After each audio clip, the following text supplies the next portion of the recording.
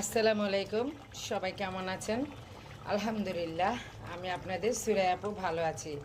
তো এটা হচ্ছে সামুদ্রিক মেদ মাছ বা রিঠা মাছ বলে। মাছের মাথা এবং মাছ একসাথে আলু দিয়ে টমেটো দিয়ে মাখা মাখা করে রান্না করে নিচ্ছি।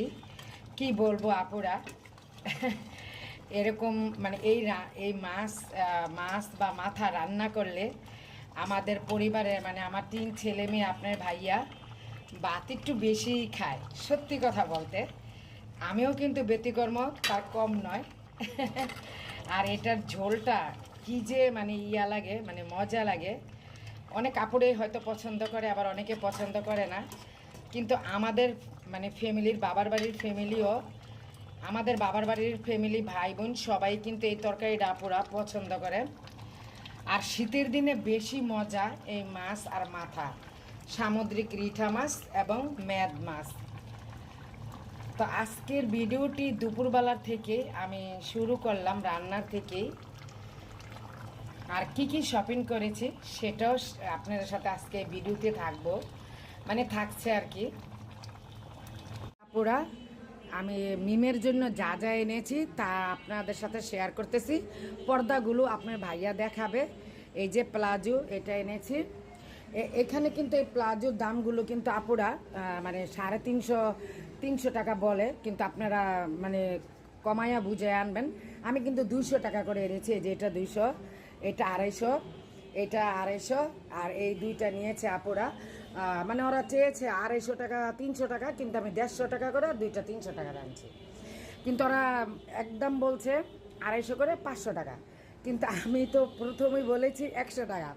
পরে দাম করতে করতে করতে করতে দুইটা 150 টাকা দিয়ে 300 টাকা এনেছি।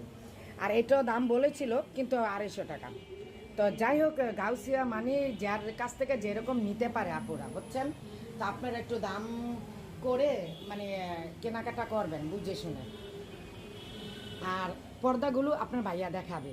তো আমার গাউসিয়াতে যা শপিং করেছি আমাদের সাধ্যের মধ্যে, সেটাই আপনাদের সাথে শেয়ার করা হবে।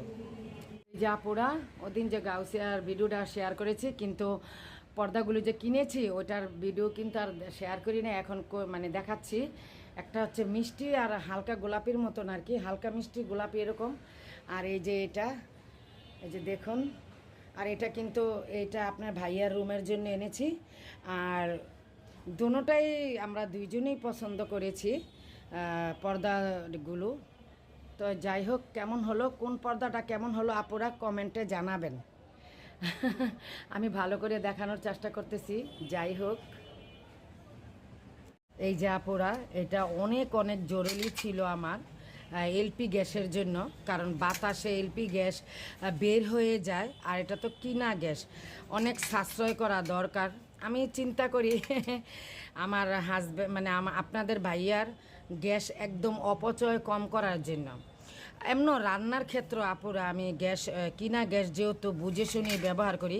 আর এইটা ব্যবহার করলে গ্যাস বাহিরে কম বের হবে বাতাসে, তো গ্যাসটা কম মানে মানে ব্যবহার করা হবে আর কি, মানে যাবে না বেশি।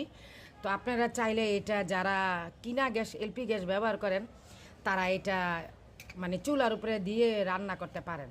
তো আসলে আমার এটা অনেক জরুরি ছিল, আমি এনেছি। আসসালামু আলাইকুম আপুরা, যারা এলপি গ্যাসে এইটা আলগা ব্যবহার করেন, এই ব্যবহারটা কিন্তু আপুরা প্রচুর গরম হয়ে যায়। আর এরকম ছোট ডেকচিতে কিছু বসালে এটাতে যেন হাত না লাগে, সাবধান। তাহলে কিন্তু হাত মানে অনেক মানে গরমের কারণে হাত ঠোসা পড়ে যাবে। আমার হয়েছে, তাই আপনাদেরকে বলে দিলাম। আশা করি এই টিপসটা উপকার হবে যারা এটা আলগা ব্যবহার করেন।